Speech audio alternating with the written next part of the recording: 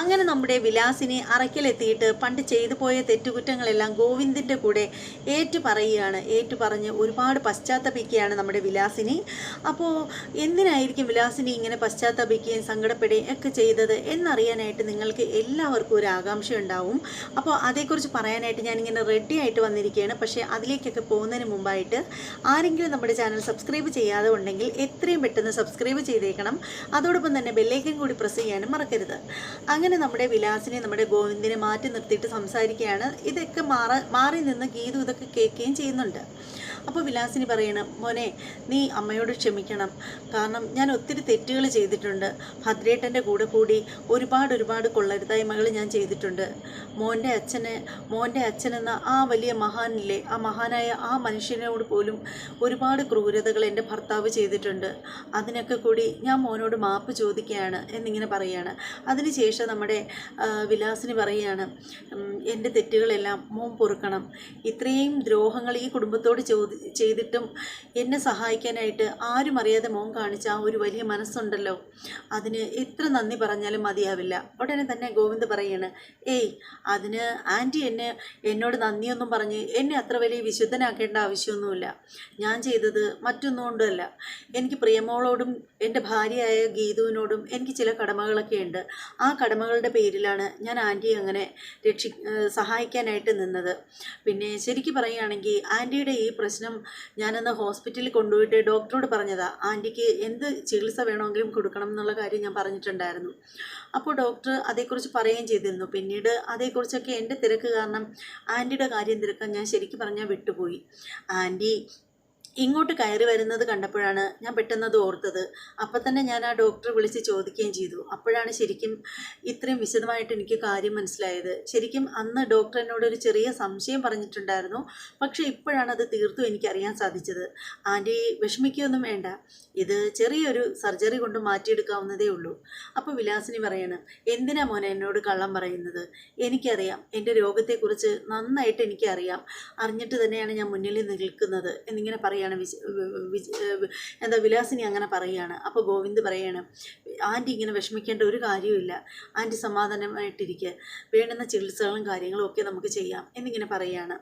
അപ്പോൾ വിലാസിനി പറയാണ്, അതേ മോനെ, നീ നല്ലവനാണ്, നിനക്ക് നല്ല മനസ്സ് തന്നെയാണുള്ളത്, നിൻ്റെ അച്ഛനെ പോലെ തന്നെയാണ് നീ എന്നൊക്കെ പറഞ്ഞിട്ട് വിലാസിനി പറയുകയാണ്, എന്തായാലും ഞാൻ ചെയ്ത തെറ്റിനുള്ള പ്രായശ്ചിത്തമായിട്ട് ഞാൻ ചെയ്യുന്നത് തെറ്റാണെന്ന് എനിക്കറിയാം. കാരണം എന്നേക്കാളും പ്രായം കൊണ്ടും സ്ഥാനം കൊണ്ടും ചെറുതാണ് മോൻ.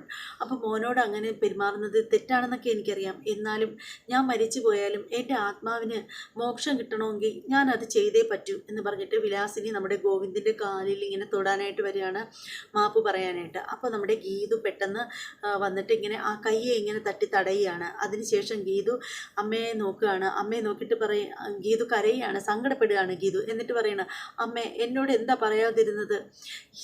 എന്താ അമ്മ ഇതൊക്കെ എന്നോട് പറയാതിരുന്നത്? എല്ലാവരും എന്നിൽ നിന്ന് മറച്ചു വെച്ചല്ലോ, കണ്ണേട്ടനും എന്നിൽ നിന്നും എല്ലാം മറച്ചു വെച്ചില്ലേ എന്നൊക്കെ പറഞ്ഞിട്ട് നമ്മുടെ ഗീതു സങ്കടപ്പെടുകയാണ്. അതിനുശേഷം അപ്പോൾ നമ്മുടെ വിലാസിനി പറയുകയാണ്, മോള് മോള് കരയല്ലേ എന്നിങ്ങനെ പറയുകയാണ് വിലാസിനി. അപ്പോൾ നമ്മുടെ ഗീത് പറയണം, ഞാൻ എൻ്റെ അമ്മയെ മനസ്സിലാക്കിയില്ലല്ലോ. എത്രയോ തവണ അമ്മയ്ക്ക് സുഖമില്ല, തലവേദന എന്നൊക്കെ പറഞ്ഞിട്ട് എൻ്റെ മുന്നിലേക്ക് അമ്മ വന്നിട്ടുണ്ടായിരുന്നു. അപ്പോഴൊക്കെ ഞാൻ എൻ്റെ അമ്മയെ ആട്ടി അകറ്റുകയല്ലേ ചെയ്തത്. എല്ലാം അഭിനയിക്കുകയായിരുന്നെന്നല്ലേ ഞാൻ കരുതിയിരുന്നത്. എന്നോട് ഒരു ദൈവങ്ങളും പൊറുക്കില്ല. ഞാനൊരു മോശം മകളാണ് എന്നൊക്കെ പറഞ്ഞിട്ട് സ്വയം വിലപിക്കുകയാണ് നമ്മുടെ ഗീതു. അപ്പോൾ ആ സമയത്തിന് നമ്മുടെ വിലാസിനി പറയണേ, അല്ല മോളെ, ഒന്നും നിൻ്റെ കയ്യിൽ തെറ്റുകൊണ്ടല്ല. അമ്മയുടെ രീതിയും അങ്ങനെയൊക്കെ തന്നെയായിരുന്നല്ലോ. അതുകൊണ്ടല്ലേ മോള് അമ്മയെ വിശ്വസിക്കാതിരുന്നത്. മോള് സമാധാനമായിട്ടിരിക്കും മോള് കരയില്ലേ എന്നൊക്കെ ഇങ്ങനെ പറയുകയാണ്. അപ്പോൾ എന്നിട്ട് നമ്മുടെ വിലാസിനി പറയണം, അമ്മയ്ക്ക് ഒരു ആഗ്രഹമേ ഉള്ളൂ, നിങ്ങൾ എൻ്റെ ആ ഒരു ആഗ്രഹം സാധിച്ചു തരണം എന്നിങ്ങനെ പറയുകയാണ്. അതിനുശേഷം ഗോവിന്ദിനോട് പറയുകയാണ് നമ്മുടെ വിലാസിനി പറയുകയാണ്, എൻ്റെ ഏറ്റവും വലിയ ആഗ്രഹമുണ്ടല്ലോ, നാളെ പ്രിയമോളെ ഇങ്ങോട്ടേക്ക് കൂട്ടിക്കൊണ്ടുവരുന്ന ദിവസമാണ്. എൻ്റെ പേരക്കുഞ്ഞിനെ ഒന്ന് കാണണമെന്ന് പോകണമെന്ന് എനിക്ക് വളരെ ആഗ്രഹമുണ്ട്. പക്ഷെ അത് നടക്കില്ല എന്ന് എനിക്ക് നന്നായിട്ട് അറിയാം. പക്ഷേ പ്രിയമോള് നാളെ ഇങ്ങോട്ടേക്ക് വരുമ്പോൾ സന്തോഷമായിട്ട് വരണം. ആ ഒരു കാര്യത്തിൽ എനിക്ക് നിർബന്ധമുണ്ട്. ആരും എൻ്റെ അസുഖത്തെക്കുറിച്ച് അറിയരുത്. അറിഞ്ഞു കഴിയുകയാണെങ്കിൽ എല്ലാവർക്കും നാളത്തെ ദിവസത്തിലുള്ള ആ ഒരു സന്തോഷം അവിടെ നഷ്ടപ്പെടും. അതെനിക്ക് സഹിക്കാൻ പറ്റില്ല. എല്ലാവരോടും കൂടി കലർപ്പില്ലാത്ത സ്നേഹത്തോടു കൂടിയുള്ള എൻ്റെ അവസാനത്തെ ആഘോഷമായിരിക്കണം നാളെ നടക്കേണ്ടത് എന്നൊക്കെ പറഞ്ഞിട്ട് വിജയലക്ഷ്മി പൊട്ടിപ്പോവുകയാണ്. സോറി, വിജയലക്ഷ്മി അല്ല, വിലാസിനി, പേര് മാറിപ്പോവുകയാണ്.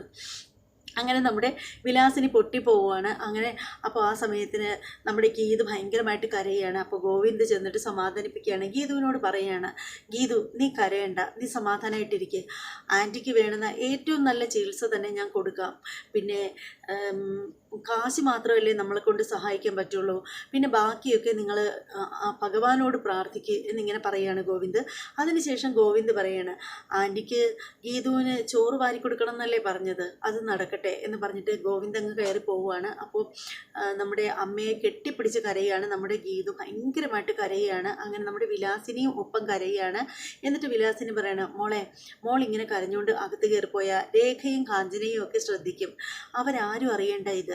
പണ്ടൊക്കെ ആയിരുന്നെങ്കിൽ അമ്മയ്ക്ക് ചെറിയൊരു തുമ്മപ്പനി വന്നാൽ പോലും അത് മറ്റുള്ളവരെ അറിയുന്നത് ഭയങ്കര ഇഷ്ടമായിരുന്നു.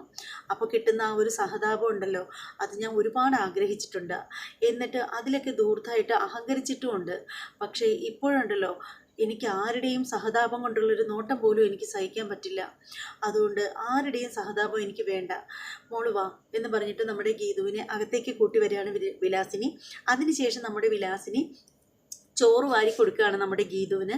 ഗീതു കരഞ്ഞാണ് തിന്നുന്നത്. അപ്പോൾ ആ സമയത്ത് നമ്മുടെ വിലാസിന് പറയണം, കരയില്ലേടാ, എന്തിനാടാ നീ ഇങ്ങനെ കരയുന്നത്? അമ്മ ഇപ്പോൾ അടുത്തുണ്ടല്ലോ, നീ കരയല്ലേ എന്നൊക്കെ പറയുകയാണ്. അപ്പോൾ ആ സമയത്ത് ഗീതു പറയുകയാണ്, അമ്മേ ഞാൻ എങ്ങനെ കരയാതിരിക്കും? ഞാൻ എൻ്റെ കൂടി ശ്രദ്ധക്കുറവ് കൊണ്ടല്ലേ ഇങ്ങനെയൊക്കെ സംഭവിച്ചത്. അമ്മയ്ക്ക് തലവേദനയെന്ന് ആദ്യം പറഞ്ഞ സമയത്ത് തന്നെ അമ്മയെ ഹോസ്പിറ്റലിൽ കൊണ്ടുപോയിരുന്നെങ്കിൽ ഇങ്ങനെ ഒന്നും സംഭവിക്കില്ലായിരുന്നല്ലോ എന്നൊക്കെ പറയണം. അപ്പോൾ വിലാസിനി പറയണം, ഇത് അമ്മയുടെ വിധിയാ, അതിനെ അങ്ങനെ കണ്ടാൽ മതി എന്നിങ്ങനെ പറയുകയാണ്. അതിനുശേഷം വിലാസിനി പറയണം, ശരിക്കും പറയുകയാണെങ്കിലുണ്ടല്ലോ, വീട്ടിൽ ഭക്ഷണം ഉണ്ടാക്കിയപ്പോൾ തന്നെ മോക്കൂടി കരുതിയിട്ട് തന്നെയാണ് ഉണ്ടാക്കിയത്. അപ്പോൾ അമ്മയ്ക്കൊരാഗ്രഹം, കുട്ടിക്കാലത്ത് മാത്രമല്ലേ അമ്മ മോക്ക് ഭക്ഷണം വാരി തന്നിട്ടുള്ളൂ. വിനോദ് ജനിച്ചതിന് ശേഷം അമ്മ മോക്ക് പിന്നെ വാരി തന്നിട്ടേ ഇല്ല. മോളുടെ കാര്യം അമ്മയ്ക്ക് ശ്രദ്ധിക്കാനും പറ്റിയില്ല എന്നിങ്ങനെ പറയാണ്. അതുകൊണ്ടാണ് അമ്മയ്ക്കൊരാഗ്രഹം. അപ്പോൾ ഉടനെ ഗീതുവിന് വാരി കൊടുക്കുകയാണ്. അപ്പോൾ ഗീതു പറയാണ്, അമ്മ എനിക്കൊരാഗ്രഹം, ഞാനും അമ്മയ്ക്ക് വാരി തരട്ടെ, ഞാൻ എൻ്റെ അമ്മയ്ക്ക് ഇന്നേ വരെ വാരി തന്നിട്ടില്ലല്ലോ എന്ന് പറഞ്ഞിട്ട് ഗീതു നമ്മുടെ വിലാസിനിക്ക് ഭക്ഷണം വാരി കൊടുക്കുകയാണ്. അങ്ങനെ നമ്മുടെ അമ്മയും മോളും കരയുകയാണ്.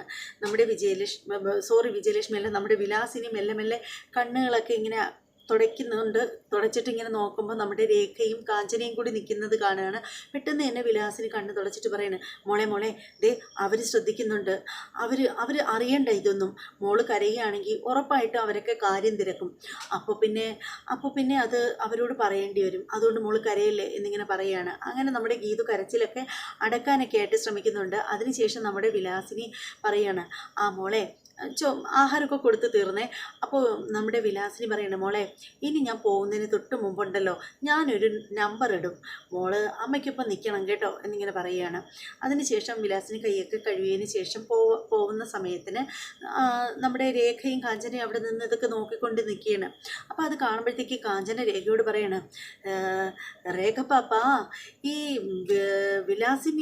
വിലാസിനി മാമി ഇവിടെ വന്നതിന് പിന്നിൽ എന്തെങ്കിലും ഉദ്ദേശം കാണും. മിക്കവാറും ഗോവിന്ദ് മാമൻ്റെ കയ്യിൽ നിന്ന് കാശ് തട്ടാനുള്ള വേലയായിരിക്കും എന്നൊക്കെ ഇങ്ങനെ പറഞ്ഞുകൊണ്ടിരിക്കുകയാണ്. അപ്പോൾ ആ സമയത്തിന് വിലാസിനി എന്ത് ചെയ്യുന്നോ, ഇവർ കാണിച്ചിലെ തന്നെ പേഴ്സിൽ നിന്നും ആ പൈസ എടുക്കുകയാണ്. അതായത് ഗോവിന്ദ് ചികിത്സാ ചെലവിന് കൊടുത്തതിൻ്റെ ബാലൻസ് പൈസയാണ്. ആ പൈസ ഗോവിന്ദിന് വെച്ച് നീട്ടുമ്പോൾ ഗോവിന്ദ് അത് വാങ്ങിക്കുന്നില്ല. അങ്ങനെ ആ പൈസ വിലാസിനിയുടെ കയ്യിൽ തന്നെ വെച്ചോളാൻ ഗോവിന്ദ് പറയുകയാണ്. അങ്ങനെ ആ പൈസ നമ്മുടെ വിലാസിനിയുടെ പേഴ്സിൽ തന്നെ അതിരിക്കുകയാണ്. ആ പൈസ നമ്മുടെ ഗീതുവിൻ്റെ മുന്നിൽ വെച്ചിട്ട്, അതായത് നമ്മുടെ കാഞ്ചനയും രേഖയും കാണാനായിട്ട് നമ്മുടെ വിലാസിനി എടുക്കുകയാണ്. എന്നിട്ട് പറയണം, മോളെ ഇങ്ങനെ എടുത്തിട്ട് പറയണ, മോളെ ഗീതു, ഈ പൈസ ഇപ്പോൾ ഇത് മതി, പിന്നീട് അമ്മയ്ക്ക് നീ ഗോവിന്ദനോട് പറഞ്ഞിട്ട് കുറച്ച് പൈസയും കൂടി വാങ്ങിച്ച് തരണം കേട്ടോ എന്നിങ്ങനെ പറഞ്ഞിട്ട് ഒരു നമ്പരൊക്കെ ഇട്ട് ചിരിച്ചിട്ട് നമ്മുടെ വിലാസിനി ആ പൈസ അതിനകത്ത് വെച്ചിട്ട് യാത്ര പറഞ്ഞിട്ട് പോവുകയാണ്. അപ്പോൾ ശരിക്കും പറയുകയാണെങ്കിൽ വിലാസിനി പോകുമ്പോൾ തന്നെ നമ്മുടെ ഗീതു പൊട്ടി പൊട്ടി കരയുകയാണ്. അപ്പോൾ വിലാസിനി പറയണേ, മോളെ കരയല്ലേ, കരഞ്ഞു കഴിഞ്ഞാൽ മറ്റുള്ളവരൊക്കെ ശ്രദ്ധിക്കും, കരയല്ലേടാ എന്നിങ്ങനെ പറയുകയാണ്. എന്നിട്ടാണ് നമ്മുടെ വിലാസിനി സാധാരണ രീതിയിൽ പോകുന്ന കണക്ക് പുറമേ മനസ്സുകൊണ്ട് കരഞ്ഞിട്ട് പുറമേ ചിരിച്ചിട്ടാണ് നമ്മുടെ വിലാസിനി ഇറങ്ങി പോകുന്നത്. അപ്പോൾ തന്നെ നമ്മുടെ രേഖയ്ക്ക് മനസ്സിലായി എന്തോ കുഴപ്പമുണ്ടെന്ന്.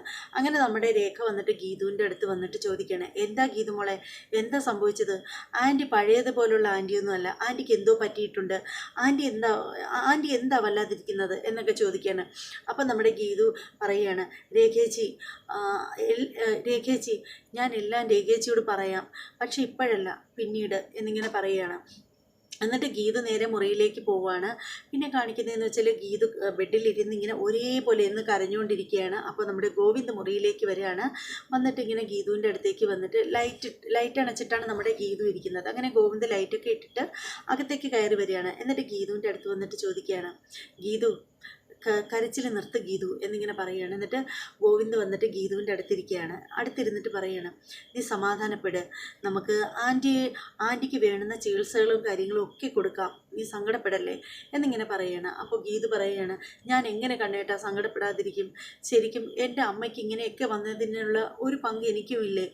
അമ്മ എത്ര നാളുകൊണ്ട് അമ്മയ്ക്ക് സുഖമില്ലെന്ന് പറഞ്ഞു, എന്നിട്ട് ഞാൻ എൻ്റെ അമ്മയെ മനസ്സിലാക്കിയില്ലല്ലോ, എൻ്റെ അമ്മയെ ഞാൻ ശ്രദ്ധിച്ചില്ലല്ലോ. അപ്പോൾ ഉടനെ ഗോവിന്ദ് പറയാണ്, ഗീതു അതൊന്നും നിന്റെ കയ്യിൽ തെറ്റല്ല, കാരണം നിന്റെ അമ്മയുടെ സ്വഭാവം അങ്ങനെ ഒരു സ്വഭാവം ആയിരുന്നില്ലേ, അതുകൊണ്ടല്ലേ ആർക്കും നിന്റെ അമ്മയെ മനസ്സിലാക്കാൻ പറ്റാതിരുന്നത് എന്നിങ്ങനെ പറയുകയാണ്. അപ്പോൾ ഗീതു പറയാണ്, ശരിയാണ് കണ്ണേട്ട, പലപ്പോഴും അമ്മ എൻ്റെ അടുത്ത് വന്നിട്ട് രോഗകാര്യങ്ങളൊക്കെ പറഞ്ഞിട്ട് ഞാൻ മൈൻഡ് ചെയ്തിട്ടില്ല, അതൊക്കെ എൻ്റെ കയ്യിലെ തെറ്റ് തന്നെയാണ്. എൻ്റെ അമ്മയുടെ സ്വഭാവം ഈ രീതിയിലായത് എന്നെ ഒരുപാട് വേദനിപ്പിച്ചിട്ടുണ്ട്. പലപ്പോഴും ഞാൻ പണ്ട് അമ്മയെക്കുറിച്ചൊക്കെ മനസ്സിൽ വിചാരിച്ചിട്ടുണ്ട്, ഇതെന്തിനാ എനിക്ക് ഇങ്ങനെ ഒരു അമ്മ എന്ന് പോലും എനിക്ക് പണ്ട് ഒരുപാട് തോന്നിയിട്ടുണ്ട്. പക്ഷേ അങ്ങനെ ഒരു അമ്മയ്ക്ക് പെട്ടെന്ന് ഇങ്ങനെ ഒരു വയ്യായിക ഉണ്ടെന്ന് അറിഞ്ഞപ്പോൾ എനിക്ക് സഹിക്കാൻ പറ്റുന്നില്ല കണ്ണേട്ട, എത്രയായാലും അവരെൻ്റെ അമ്മയല്ലേ എന്ന് പറഞ്ഞിട്ട് നമ്മുടെ ഗീതു പൊട്ടി കരയുകയാണ്. അപ്പോൾ ഗോവിന്ദ് ഇങ്ങനെ നമ്മുടെ ഗീതുവിനെ ആശ്വസിപ്പിക്കുകയാണ്. അങ്ങനെ നമ്മുടെ ഗോവിന്ദിനെ കെട്ടിപ്പിടിച്ച് നമ്മുടെ ഗീതു ഇരുന്ന് കരയുവാണ്. ഗോവിന്ദ് ഇങ്ങനെ മുടിനാരിഴയിൽ ഇങ്ങനെ തലോടിക്കൊണ്ട് സമാധാനിപ്പിക്കുകയാണ് നമ്മുടെ ഗീതുവിനെ. പിന്നെ അതേ സമയത്താണെങ്കിലുണ്ടല്ലോ നമ്മുടെ പിന്നെ കാണിക്കുന്നതെന്ന് വെച്ചാൽ നമ്മുടെ രാധികാമ്മ ആകെ ടെൻഷനിലാണ്, പുള്ളിക്കാരി ആകെ ടെൻഷനിൽ ഇങ്ങനെ ഇരിക്കണ, ടെൻഷൻ അടിച്ചിട്ട്. അപ്പോൾ അങ്ങോട്ടേക്ക് വരുൺ വരികയാണ്. വരുൺ വന്നിട്ട് പറയണ, അമ്മ എന്തോ കാര്യമായിട്ട് ചിന്തിച്ചുകൊണ്ടിരിക്കുകയാണെന്നാണല്ലോ എനിക്ക് തോന്നുന്നത്. അപ്പോൾ ഉടനെ രാധികാമ്മ പറയണ, വരുൺ എങ്ങനെ ചിന്തിക്കാതിരിക്കാനാണ്, എല്ലാ കാര്യങ്ങളും ഇപ്പോൾ തകിടം മറിയുന്ന മട്ടുണ്ട്. ഗീതു എന്തൊക്കെയാണ് മനസ്സിൽ കരുതി വെച്ചിരിക്കുന്നതെന്ന് അറിയില്ല. അവൾ പറഞ്ഞിരിക്കുന്നത് എന്തൊക്കെയോ കാര്യങ്ങൾ നമ്മളോട് പറയാനുണ്ട്. അത് നാളെ പ്രിയമോളെ കൂട്ടിക്കൊണ്ടുവരുന്നതിന് മുമ്പായിട്ട് പറയാമെന്നല്ലേ ഗീതു പറഞ്ഞിരിക്കുന്നത്. പക്ഷേ അവൾ എന്താണ് മനസ്സിൽ കരുതിയിരിക്കുന്നതെന്ന് അറിയാൻ ഒരു വഴിയില്ല എന്നിങ്ങനെ പറയുകയാണ് നമ്മുടെ രാധികാമ്മ. അപ്പോൾ നമ്മുടെ വരുൺ പറയാണ്, അത് ശരിയാമ്മേ, എന്താണ് അവളുടെ മനസ്സിലിരിപ്പെന്ന് അറിയാൻ പറ്റുന്നില്ല. പക്ഷേ എന്തൊക്കെ പറഞ്ഞാലും ഗോവിന്ദേട്ടൻ ആ ഒരു വീഡിയോ കണ്ടു കഴിഞ്ഞാൽ വലിയ പ്രശ്നമാവും, പിന്നെ നമുക്കിവിടെ എങ്ങും നിൽക്കാൻ പറ്റില്ല എന്ന് പറയണം. അപ്പോൾ രാധികാമ്മ പറയണം, ഓഹ് എനിക്ക് ഏത് നേരത്താണോ എന്തോ അവളെ കൊല്ലോന്നും തിന്നോന്നൊക്കെ പറയാൻ തോന്നിയത്, ഒരു വാശിയുടെ പുറത്ത് ഞാൻ അങ്ങ് പറഞ്ഞും പോയി. ശരിക്കും പറയുകയാണെങ്കിൽ ഇവളതൊക്കെ റെക്കോർഡ് ചെയ്യുമെന്ന് ആരും അറിയുന്നില്ലല്ലോ എന്നിങ്ങനെ പറയാണ് രാധികാമ്മ.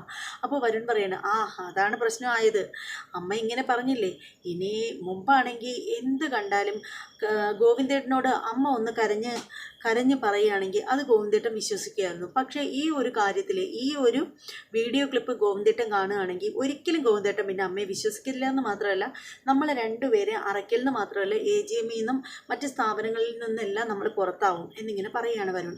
അപ്പോൾ രാധികാമ്മ പറയാണ്, ഇനിയിപ്പോൾ അതിന് എന്ത് തടയിടണമെന്നാണ് വരുൺ ഞാൻ ചിന്തിക്കുന്നത് എന്നിങ്ങനെ പറയാണ്. അപ്പോൾ വരുൺ പറയാണ്, എന്തായാലും ഈ ഒരു പ്രശ്നം എന്തായാലും ഗീതു ഉടനെ തന്നെ ഒരു പ്രശ്നം ഉണ്ടാക്കില്ലെന്നാണ് എനിക്ക് തോന്നുന്നത് എന്നിങ്ങനെ വരുൺ പറയാണ്. അതിനുശേഷം പറയാണ്, എന്തോ ഗീതു മനസ്സിൽ കരുതിയിട്ടുണ്ട്, അതുകൊണ്ടാണ് നാളെ പ്രിയമോളെ കൊണ്ടുവരുന്നതിന് തൊട്ട് മുമ്പായിട്ട് പറയാമെന്ന് പറഞ്ഞിരിക്കുന്നത്, എന്താണെന്ന് കണ്ടറിയാം എന്ന് പറഞ്ഞിട്ട് വരുൺ അകത്തേക്ക് പോവുകയാണ്. രാധികാമ്മ ഇങ്ങനെ ടെൻഷൻ അടിച്ചിങ്ങനെ നിൽക്കുകയാണ്. അതേസമയം വരുൺ ഇങ്ങനെ ആലോചിക്കുകയാണ്, ഇനിയിപ്പോൾ എന്താ ഒരു വഴി ഇനിയിപ്പോൾ. അതായത് ഇനിയിപ്പോൾ ഈ ഈ ഒരു പ്രശ്നം ഗോവിന്ദേട്ടൻ അറിഞ്ഞു കഴിഞ്ഞാൽ ഞാൻ എങ്ങനെ ഈ ഒരു പ്രശ്നത്തിൽ നിന്ന് രക്ഷപ്പെടും. അതായത് ഗീതുവിനോട് ഗോവിന്ദിനെ കൊല്ലുമെന്നൊക്കെ പറഞ്ഞിട്ട് വരുൺ ഭീഷണിപ്പെടുത്തിയില്ലേ, ആ ഒരു സംഭവം ഗോവിന്ദ് അറിഞ്ഞു കഴിഞ്ഞാൽ വരുൺ എങ്ങനെയാണ് അതിൽ നിന്ന് റിക്കവർ ആവുന്നതെന്നാണ് നമ്മുടെ വരുൺ ചിന്തിക്കുന്നത്. അപ്പോൾ ഒട്ടനെ വരുണിന് മനസ്സിലൊരു ഒരു ഒരു എന്താ പറയുന്നത്, ചിന്തിക്കുമ്പോൾ ഒരു ബുദ്ധി ഉദിക്കുകയാണ് നമ്മുടെ വരുണിന്. വരുൺ ആലോചിക്കുകയാണ്, രേഖയെ മുൻനിർത്തി കളിക്കാം. അത് ഐഡിയ. എന്തായാലും ഗോവിന്ദേട്ടനും ഗീതുവിനും രേഖയെന്ന് വെച്ചാൽ ജീവനാണ്. എന്തായാലും അവളെ ഈ കുടുംബത്തിൽ നിന്ന് ഇറക്കി വിടുന്ന ഒരു പരിപാടിയും അവർ നടത്തില്ല. പിന്നെ രേഖ കട്ടായം ഞാനിവിടെ കൂടെ വേണമെന്ന് വാശി പിടിക്കുകയാണെങ്കിൽ ഗോവിന്ദേട്ടൻ ഒരിക്കലും അത് എതിർക്കാനൊന്നും പോകുന്നില്ല. അങ്ങനെയാണെങ്കിൽ രേഖയെ മുൻനിർത്തി രേഖയുടെ സ്നേഹം കൂടുതൽ അഭിനയിച്ചു കഴിഞ്ഞാൽ ഇതിൽ നിന്നും എനിക്ക് രക്ഷപ്പെടാൻ പറ്റും എന്നിങ്ങനെ വരുൺ മനസ്സിൽ വിചാരിക്കുകയാണ്. അതിനുശേഷം വരുൺ മുറിയിലേക്ക് വരികയാണ്. അപ്പോൾ മുറിയിലേക്ക് കയറി വരുന്നതിന് തൊട്ട് മുമ്പ് രേഖ അറിയാണ് വരുൺ വരുന്നതായിട്ട് മനസ്സിലാക്കുകയാണ്. രേഖ ഇങ്ങനെ എഴുന്നേറ്റിരിക്കുകയായിരുന്നു. അപ്പോൾ പെട്ടെന്ന് വരുണിൻ്റെ നടന്നു വരുന്ന ആ ഒരു രീതി മനസ്സിലാകുമ്പോഴത്തേക്ക് നമ്മുടെ രേഖ അങ്ങ് ഉറങ്ങിയതുപോലെ അങ്ങ് കിടക്കുകയാണ്. അങ്ങനെ വരുൺ മുറിയിൽ വന്നതിന് ശേഷം രേഖയെ തട്ടി വിളിക്കുകയാണ്, രേഖയെ എഴുന്നേക്ക്, എനിക്ക് നിന്നോട് ചിലത് സംസാരിക്കണം എന്നൊക്കെ പറഞ്ഞിട്ട്. പക്ഷേ രേഖ ഭയങ്കര ഉറക്കം നടിച്ചിങ്ങനെ കിടക്കുകയാണ്. അപ്പോൾ വരുൺ വീണ്ടും വിളിക്കുന്നുണ്ട്, രേഖ എഴുന്നേക്ക് എന്ന് പറഞ്ഞിട്ട്. അപ്പോൾ രേഖ കണ്ണു തുറന്ന് നോക്കുകയാണ്. എന്നിട്ട് ചോദിക്കണേ, എന്താ വരുണേട്ടാ? അപ്പോൾ ഉടനെ വരുൺ പറയുകയാണ്, രേഖയെ എനിക്ക് നിന്നോട് ചില കാര്യങ്ങളൊക്കെ സംസാരിക്കണം, നീ എഴുന്നേക്ക്. ഇപ്പം സംസാരിക്കാൻ പറ്റില്ല വരുണേട്ടാ, എനിക്ക് നല്ല ഉറക്കം വരുന്നു, നല്ല ക്ഷീണമുണ്ട്, നാളെ സംസാരിക്കാം എന്നിങ്ങനെ പറയുകയാണ് രേഖ. അപ്പോഴത്തേക്ക് വരുൺ പറയണം, പറ്റില്ല, എനിക്കിപ്പം തന്നെ സംസാരിക്കണം. അത് പറ്റില്ല വരുണേട്ടാ, എന്തായാലും ഇന്നിപ്പോൾ ഒന്നും നടക്കില്ല, ഇന്നിപ്പോൾ സംസാരിക്കാൻ പറ്റില്ല. നാളെ ഇനിയിപ്പോൾ പ്രിയമോളെ കൂട്ടിക്കൊണ്ടുവരാനായിട്ട് പോകണം, അതുകൊണ്ട് അതിരാവിലെ എഴുന്നേൽക്കണം. അപ്പോൾ സംസാരിച്ചിരിക്കാൻ എനിക്ക് സമയമില്ല എന്ന് പറഞ്ഞിട്ട് രേഖ ഉറങ്ങാനായിട്ട് കിടക്കുകയാണ്. എന്നിട്ട് പുതപ്പ് വലിച്ച് തലയിൽ കൂടെ മൂടുകയാണ്. എന്നിട്ടിങ്ങനെ കള്ളത്തരം നടിച്ച് കിടക്കുക കേട്ടോ രേഖ. അപ്പോൾ വരുൺ മനസ്സിൽ വിചാരിക്കണം, പറ്റിയില്ല, ഒന്നും പറ്റിയില്ലല്ലോ, അവളെ ഒന്ന് കയ്യിലെടുക്കാമെന്ന് വെച്ചപ്പോൾ അത് നടന്നില്ലല്ലോ എന്നൊക്കെ പറഞ്ഞിട്ട് ഇങ്ങനെ വരുൺ ഇരിക്കുകയാണ്. രേഖ തിരിഞ്ഞ് കിടന്നിട്ട് ഇങ്ങനെ തിരിഞ്ഞ് കിടന്നിട്ട് ഇങ്ങനെ മനസ്സിൽ വിചാരിച്ച് രേഖ ഇങ്ങനെ ഇരിക്കുകയാണ്. ഇങ്ങോട്ട് സംസാരിക്കാൻ വന്നിരിക്കുന്നു എന്ന് വിചാരിച്ചിട്ട് ഇങ്ങനെ രേഖ കിടക്കുകയാണ്. അത് കാണിച്ചിട്ട് നമ്മുടെ ഇന്നത്തെ ഗീതാഗോവിന്ദം സീരിയലിൻ്റെ എപ്പിസോഡ് തീരുകയാണ്. എന്തായാലും ഇന്നത്തെ എപ്പിസോഡ് ഒരു അടിപൊളി എപ്പിസോഡെന്നൊന്നും പറയുന്നില്ല, വലിയ വിഷമം തോന്നിയ ഒരു എപ്പിസോഡായിരുന്നു. ശരിക്കും പറയുകയാണെങ്കിൽ റിവ്യൂ ചെയ്യാൻ പോലും തോന്നിയില്ല, കാരണം അത്രയ്ക്ക് വിഷമം തോന്നി ആ ഒരു എപ്പിസോഡ് കണ്ടപ്പോൾ. നമ്മുടെ വിലാസിനിയുടെയൊക്കെ അവസ്ഥ കണ്ടപ്പോൾ വലിയ വിഷമം തോന്നി. അങ്ങനെ എന്തായാലും ഇന്നത്തെ ഗീതാഗോവിന്ദം സീരിയലിൻ്റെ എപ്പിസോഡ് വളരെ ശോകമായിരുന്നു. എന്തായാലും അതുകൊണ്ട് അതേക്കുറിച്ചൊന്നും ഇനി കൂടുതലായിട്ടൊന്നും പറയുന്നില്ല. എല്ലാവർക്കും ഇഷ്ടപ്പെട്ടു എന്ന് വിശ്വസിക്കുകയാണ്. ഇഷ്ടപ്പെട്ടവർ തീർച്ചയായും ലൈക്ക് ചെയ്യണം, കമൻറ്റ് ചെയ്യണം. നമ്മുടെ ചാനൽ നിങ്ങളുടെ സുഹൃത്തുക്കൾക്കൊക്കെ ഒന്ന് ഇതാക്കി കൊടുക്കണം. അതുപോലെ തന്നെ വീഡിയോ ഇഷ്ടപ്പെട്ടവരൊക്കെ ഒന്ന് നമ്മുടെ ചാനൽ സബ്സ്ക്രൈബ് ചെയ്തോളൂ. ഇനി മറ്റൊരു എപ്പിസോഡിൻ്റെ റിവ്യൂമായിട്ടും പ്രൊമോ വീഡിയോയുമായിട്ടൊക്കെ ഞാൻ വരുന്നതായിരിക്കും. അതുവരെ എല്ലാവർക്കും ബൈ.